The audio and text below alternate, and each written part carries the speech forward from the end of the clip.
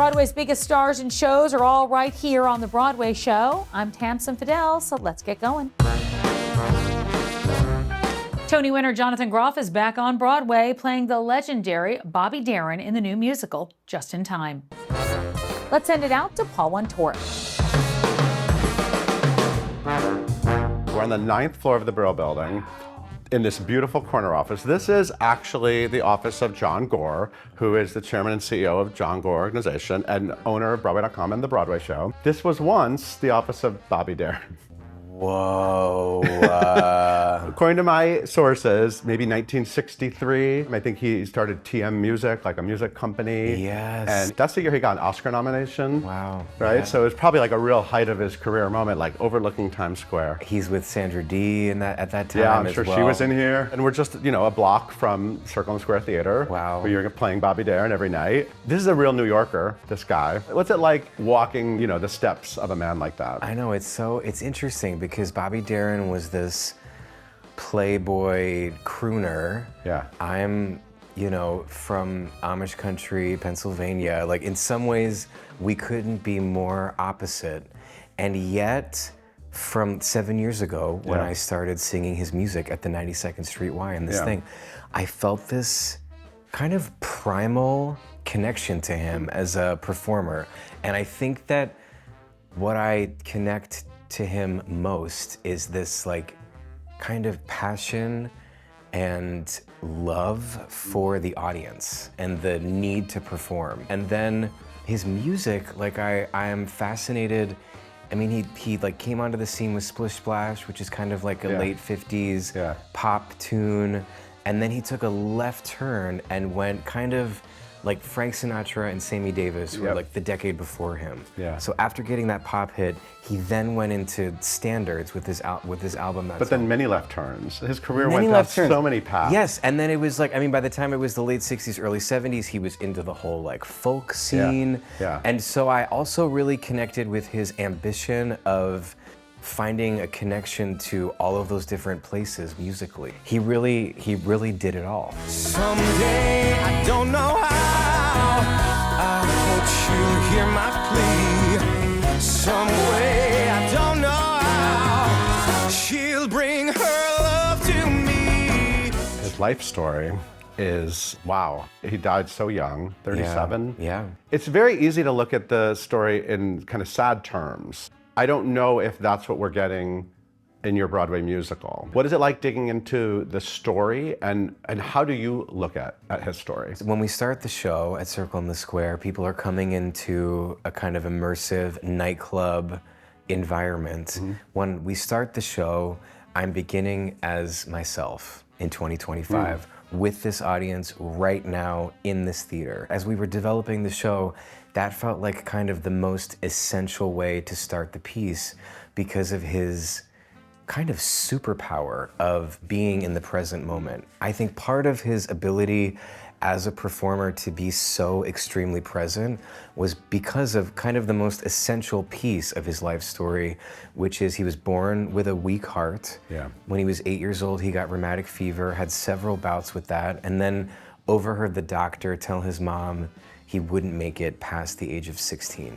From 16 to 37, in his mind and in his heart, he was living on borrowed time. And so he had this ambition to make it as fast as he possibly could and to do as much as he possibly could before the clock ran out. And it was constantly at the front of his brain. Had essentially a kind of nervous breakdown in the middle of his 30s and got rid of everything in his life and got a trailer and moved to Big Sur and had a kind of truly spiritual awakening. Mm-hmm. There's almost too much to even fit into one evening. There's so much happening in his life story, but we try to address all the essential beats. I set a dream of us so I don't have to dream alone.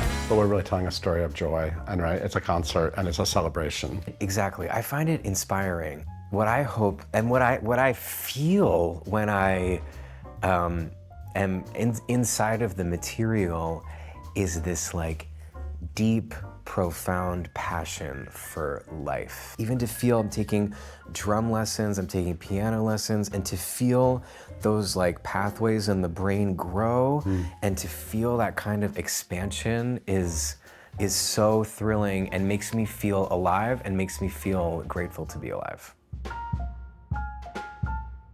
Pick up my suitcase, it's got a decade of heft. Go make it count now, enjoy the time you have left. Maybe Happy Ending won big at the Tony Awards, including the top prize, Best New Musical. I sat down with one of the stars of Maybe Happy Ending, Helen J Shen.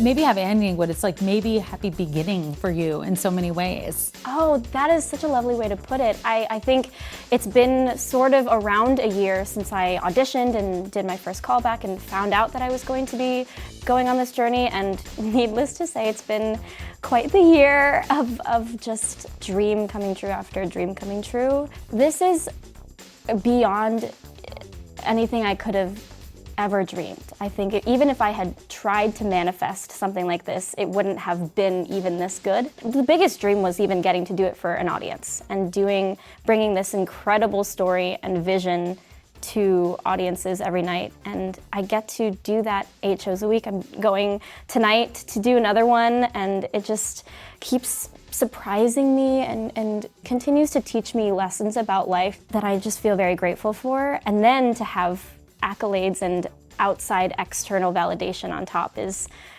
cherries on top. What are some of the lessons you think you walk away from just because of the story and because of how different the story is too? Bringing a show like Maybe Happy Ending, a lesson that I'm learning is that people are hungry and excited to listen to different stories and be surprised and go into a theater not knowing what they're going to expect.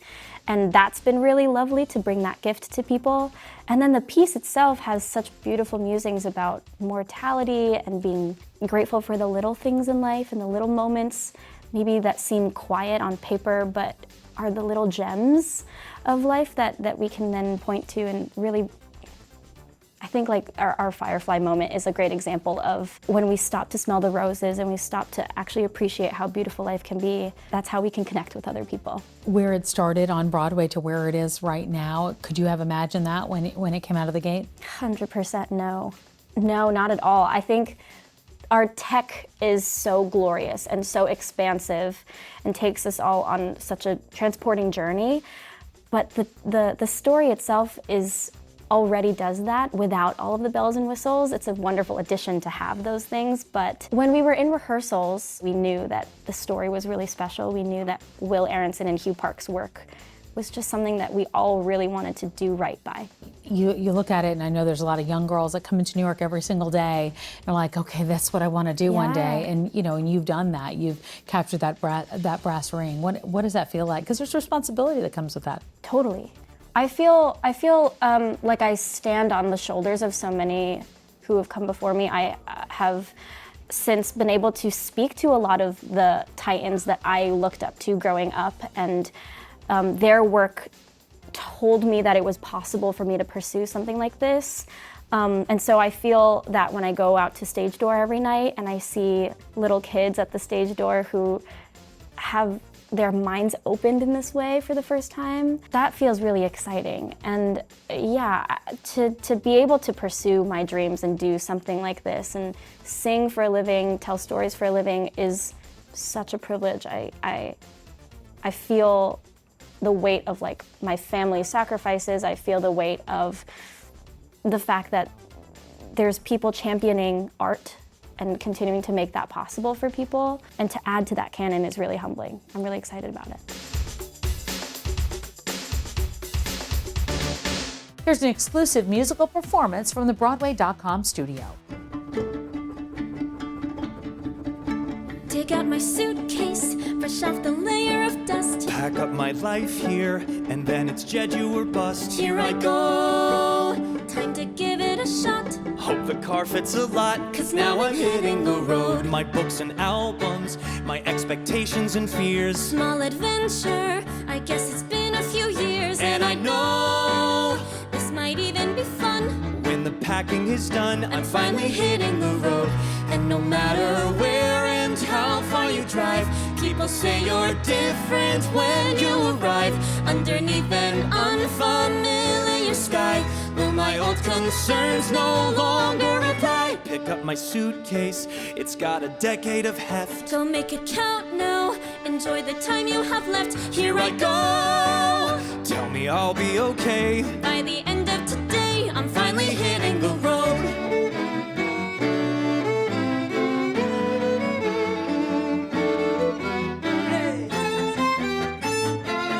This is a Broadway show, and we're back in just a few. Happy anniversary to Broadway.com. 25 years. You're older than some of my jokes. By the time this ad is over, you could have already booked your ticket to Oz, Chicago, Hell's Kitchen, or The Room Where It Happens. For 25 years, Broadway.com has been the most trusted name in theater tickets. With lightning fast checkout, legendary customer service, award-winning content. Because Broadway isn't the add-on to your trip to New York. It's the reason for it. Broadway.com, your ticket to Broadway for 25 years. The Wizarding World continues to cast a spell on Broadway. In fact, you might say Harry Potter and the Cursed Child is pure Broadway magic. Matthew, we are walking you to work today, and how cool is it to be able to walk the guy who gets to play Harry Potter every day to work? What's that like? You mean talking myself, walking myself to work? Is that cool? I'm walking I don't you think to of it work. like that. That's great. This is 43rd Street, and of course I did a show here 13 years ago, and a show here 7 years ago. My gosh, crazy, time flies. Nostalgic. Yeah. Full circle moment. Yeah, full circle. I love that. Well, let's walk to work. Yeah, let's do it. It's funny that we talk about full circle because you actually were into Harry Potter a long time ago. You auditioned for the Harry Potter films as a kid. I did. I must have been about 9 or 10. Yeah. How old's Daniel? I think that 35. Yeah, so about the same age. What was it about just the storyline that just captivated you? Oh my gosh, I mean, at that age to be involved, I'd read all the books and my mom had read all of them with me when I was 10, so. I mean, the world itself, everybody was obsessed with the books, I was, and so yeah, to get the opportunity to audition at that age was crazy. Yeah, that's insane. But they didn't give me a part. Well, you know what, Which look super at you sucked. now. Look at you now, Harry. And now, Harry. They're lost. They're We're lost. gonna call it a loss on their part. But listen, I am curious to know what rehearsals were like. You stepping into the role of Harry, that's pretty huge. And this is, of course, a story that people love. Yeah. I mean, it's a very technical show, as you know. Yeah. So most of the backstage traffic is very complicated, and just getting yourself used to that and getting involved in that takes a few minutes to adjust to, and then obviously also doing all the scene work and working with the amazing cast. It's been one heck of a journey. I can only imagine the wizardry, the illusions. How do you right. nail that? Well, let me tell you, some of the stuff that happens in the show, even though I now know how it's done, I still don't understand it because it's so good. It's, yeah, it's amazing. Yeah, I feel like that's such a huge part of all of this, and I can only imagine how much just the audience plays into their reactions alone plays into the way in which you perform. Even the very first time I saw this show was back in the UK in 2017, I think. Yeah. And I'll always remember this moment when I was sitting next to this little girl and something happened in the show, and I audibly was just like, "What the?" And I didn't say the word because I didn't understand how they did it. And now I know, but I remember that little girl looking up at me because we had exactly the same reaction. Making Harry your own, I mean, such huge shoes to fill. Yeah, huge. Do you think you're a fan of the show and then you meet fans of the Harry Potter universe and then you realize you've got some catching up to do. So it's certainly intimidating, and I'm just hoping I'm going to do a good job. It's a lot of research, and I'm just sort of coming along for the ride and hoping I'm going to do a good job. The Book of Mormon is one of the longest-running Broadway musicals of all time. More than 5,000 performances and counting. And after all these years, the 9-time Tony winner is just as hilarious as ever. Now it's time to take a backstage tour. Hey everybody, I'm Kevin Clay. I play Elder Price here at the Book of Mormon, and I am going to take you around backstage here at the Eugene O'Neill. I'm gonna sign in so that we can officially get started. So let's go up a ton of stairs and make our way. Oh, you know what? While we have a special guest here, this is gonna be fun. Hey guys, I'm gonna bombard everybody in this room if they're okay with it. This is the Broadway Show. Okay, and check this out. So not only is this Cody Jameson Strand looking absolutely ravishing. So this is the stage management office. I know I just kind of flung you all on my friends here, but this is the stage management office where it's the power center of the building, really, and also snacks. Equally important. Pan to snacks. All right, let's keep moving. Oh, these are kind of fun because these are new to our building. So these are from the South Park studios. They were going to get rid of them, and we said, why not just put them up here at the building? So please feel free to get a beautiful shot of Satan here, who I get to say hi to every time I come to work now. But now the main event is my dressing room. My very totally normal, not filled with Legos and fantasy books and typewriters and maps and I've filled it with so much stuff. Little picture of my daughter there. Gotta throw props to my daughter next to my not wife. This is Barbara Streisand. My costumes are relatively simple in the show, which is probably why I fill the rest of my dressing room with fun stuff. I've got Mormon underwear. Pretty basic. I've got a white shirt and black pants. Well, let's keep going upstairs. This is Keziah. She plays Nabalungi in our show. You've been with the show for a long time, but just recently have stepped into the role of Nabalungi. Tell us a little bit about that journey for you so far. Yes, I've been with the show this is my 11th year. Yesterday was National Swing Day, so happy Swing Day. I was a swing and an understudy for 10 years, a little over 10 years, and this is my 4th month playing the role permanently as Nabalungi. Ooh, that's so cool.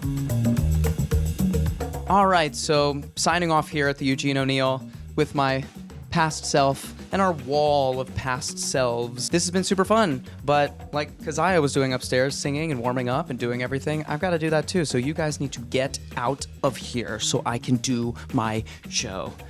Thank you so much.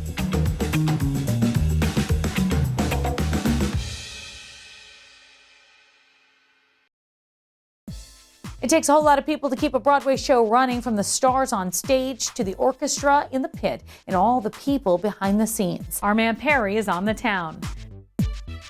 So we are backstage of the Gershwin in the stage management office with the lady herself, Sel. This is crazy. The emotion, the energy. We're about to start a show. So tell me how you came to Wicked. So I graduated college, and my first gig, I would say, was to be an intern for Mary Beth, who is the production stage manager at Wicked.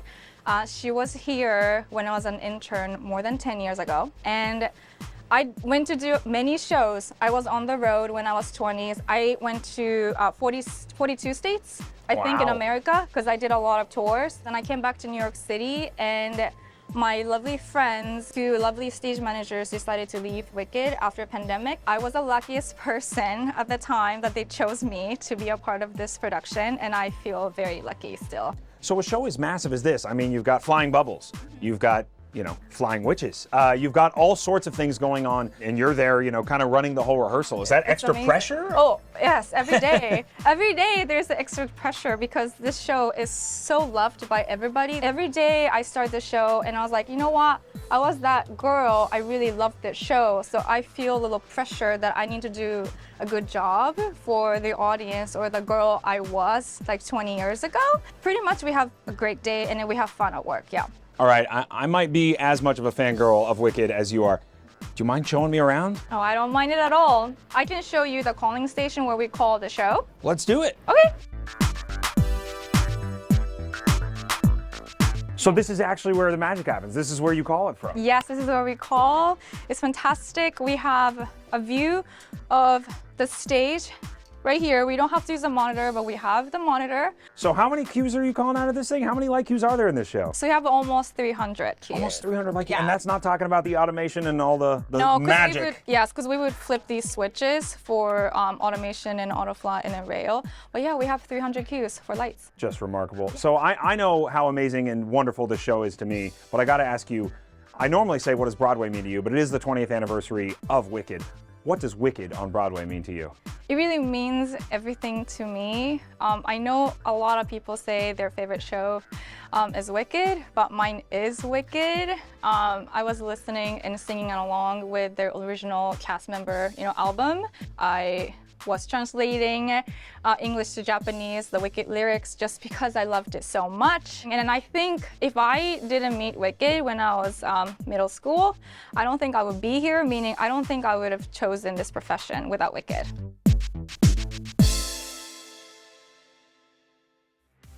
And that's going to do it for us. But for tickets, or if you want to check out our extended cuts of all these interviews, head on over to Broadway.com. I'm Tamsen Fadal, and this is The Broadway Show.